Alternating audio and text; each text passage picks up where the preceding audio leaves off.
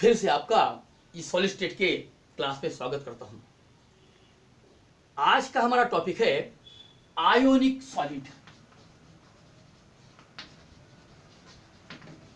Ionic solid definition वही है, the crystalline solid in which the constituent particles are ions and they are held together by means of strong electrostatic force of attraction. They are called as ionic solid. इनके characteristics feature की हम बात करेंगे। Number 1, इनके आयनिक solid के जो constituent particles है वो कौन है भाई? आयंस है।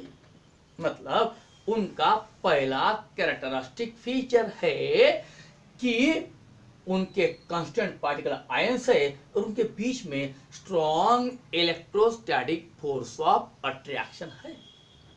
सेकंड पॉइंट, अगर उनके बीच में strong electrostatic force of attraction है, इसकी जो स्ट्रेंथ है, इसकी जो मैग्नीट्यूड ऑफ स्ट्रेंथ है, ये मॉलिक्यूलर सॉलिड में जितने भी अट्रैक्टिव फोर्सेस है इनसे बहुत बहुत ज्यादा है। एंड करके मैंने तुमको बोला था कि मॉलिक्यूलर सॉलिड जो है वो हार्ड है, सॉरी वो सॉफ्ट है, क्योंकि उनके बीच में the attractive which are present that are not so strong, and that's why they are soft in nature. But if you are talking about the ionic solid, as there exists the strong electrostatic force of attraction between the ions, they become very hard.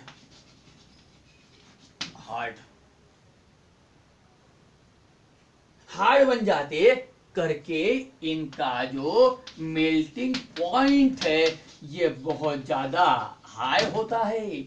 Even that कि if you are talking about the metallic solid, भाई मुझे भी ऐसा लगेगा, आपको, आप लोगों को भी ऐसा लगेगा कि यार पहला जो मेल्टिंग पॉइंट मेटल जो है उनका मेल्टिंग पॉइंट, बॉइलिंग पॉइंट बहुत हाई है भाई, हमको मालूम है।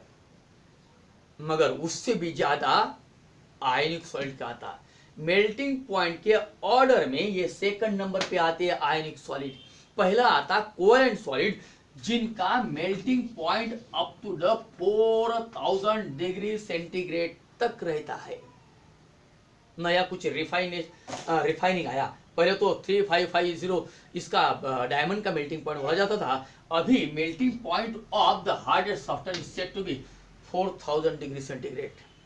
क्या चीज है पता नहीं। उसके बाद जब इनकी बात करेंगे तो इनका जो आता हो about to be 3000 degree centigrade तक आता है आयनिक सॉलिड का मेल्टिंग पॉइंट। एंड उसके बाद में आता है अपना कौन सा मेटेरियल सॉलिड का, उसके बाद में आता है अपना मॉलिक्यूलर सॉलिड का। मतलब सबसे ज्यादा, सबसे कम मॉलिक्यूलर सॉलिड, सेकंड नंबर पे मेटेरियल सॉलिड, थर्ड नंबर पे आयनिक सॉलिड और फोर्थ नंबर पे आता अपना कोवेलेंट सॉलिड। ठीक, कोवेलेंट सॉलिड। फिर चलो ठीक, ये बहुत हार्ड है, ये इनका मेल्टिंग पॉइंट बहुत हाई है। फिर हम बोलेंगे कि जब इनको कोई स्ट्रक्चर मिलता है, ये जो स्ट्रक्चर बनाते हैं, तो इनका जो ज्योमेट्री है ये डिपेंड करेगा, स्ट्रक्चर डिपेंड क्या करेगा, स्ट्रक्चर डिपेंड क्या भाई आयोनिक साइज कैसा है, मतलब जो आयंस है उसका साइज कैसा है, छोटा है, बड़ा है। फिर जो आयंस है उनके ऊपर चार्ज डेंसिटी कितनी है, intensity of the charge, charge density मतलब intensity of the charge. And third बोलेंगे कि जो अनायन है या बोलेंगे आयंस है उनकी पोलराइजेबिलिटी कितनी है, कैसे वो पोलराइज्ड होते हैं। ये तीन फैक्टर के ऊपर आयोनिक सॉलिड का ज्योमेट्री डिपेंड करता है।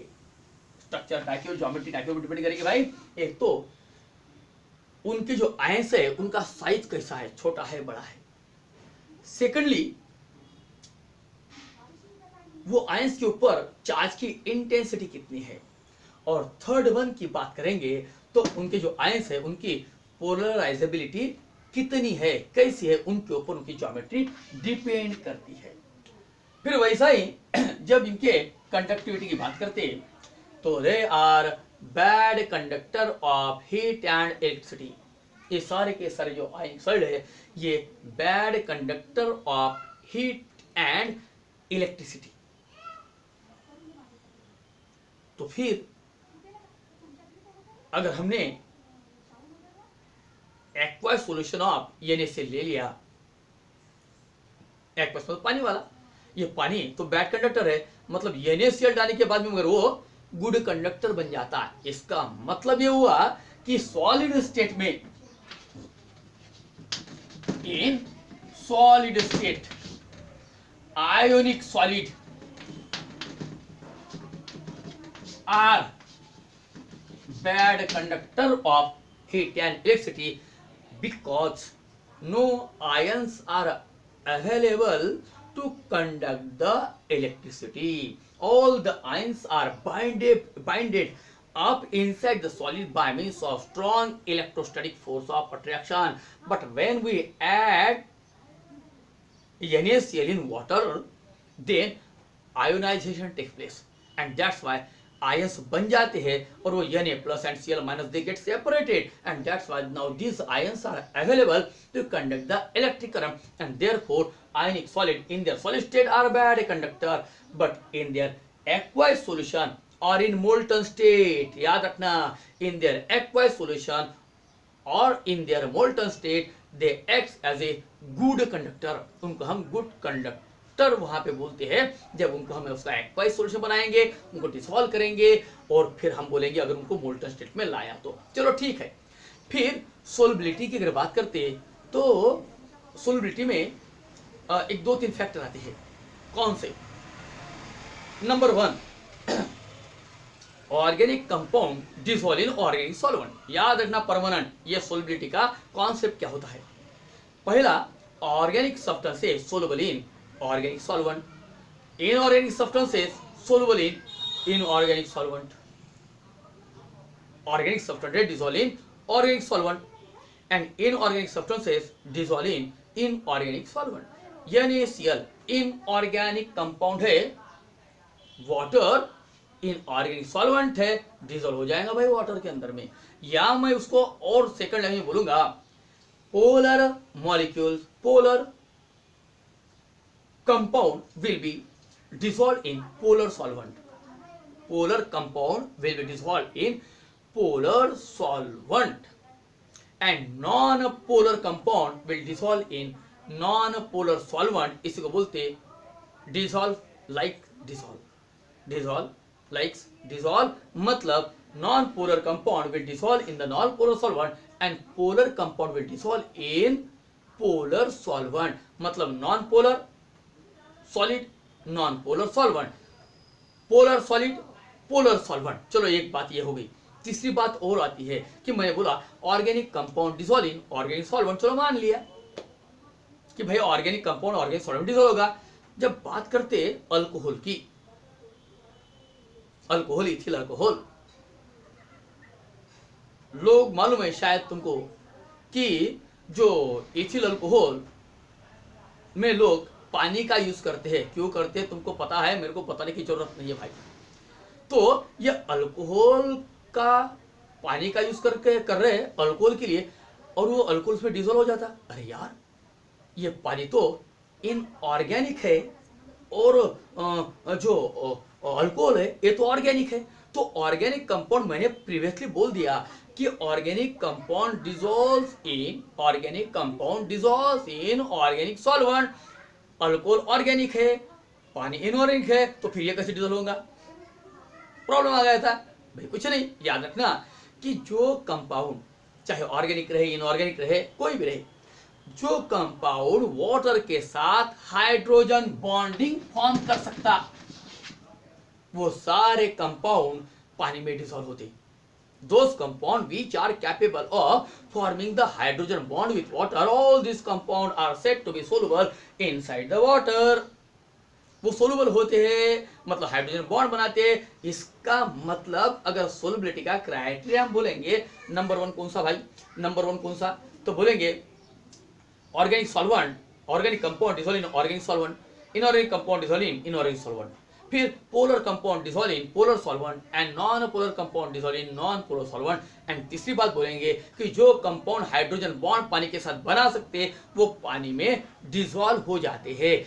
ये जो आयनिक सॉलिड है ये पानी में डिसॉल्व है, it can form the aqueous solution because this ionic solid sorry, NaCl belonging to the inorganic compound and water is also belonging to the inorganic solvent and that's why वो उसमें soluble हो जाता है। ये hard है, tough है, इनका melting point बहुत बहुत ज्यादा है।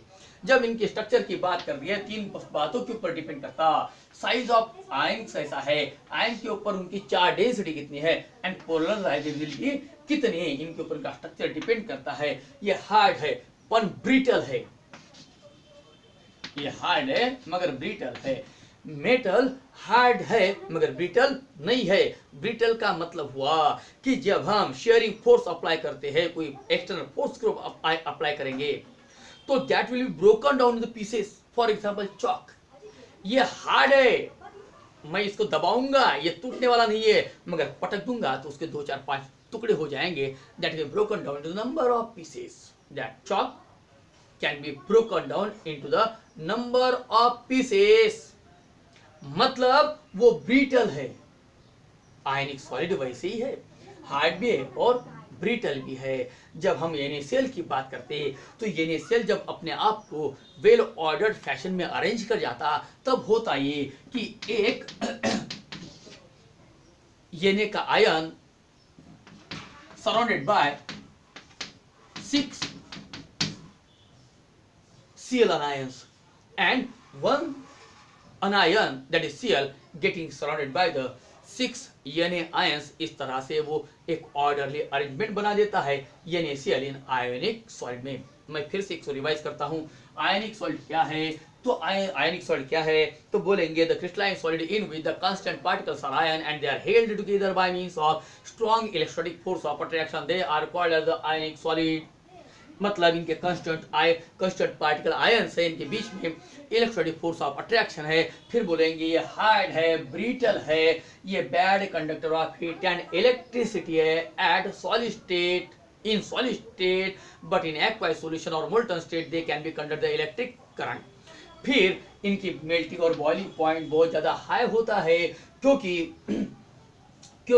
इनके बीच में strong electrostatic force of attraction होता है। वो हार्ड होते हैं, वो ब्रिटल होते हैं। और इनके ज्योमेट्री की बात करेंगे तो डिपेंड करेंगे आयनिक सॉलिड की ज्योमेट्री कि भाई वो जो आयंस है उनका साइज कैसा है, उनके ऊपर जो चार्ज की इंटेंसिटी है वो कितनी है, उनकी पोलराइजेबिलिटी कितनी है, इनके ऊपर का स्ट्रक्चर डिपेंड करेगा। This is all about the ionic solid. In next period we have to deal with the metallic solid, what mean by the metallic bond. Okay.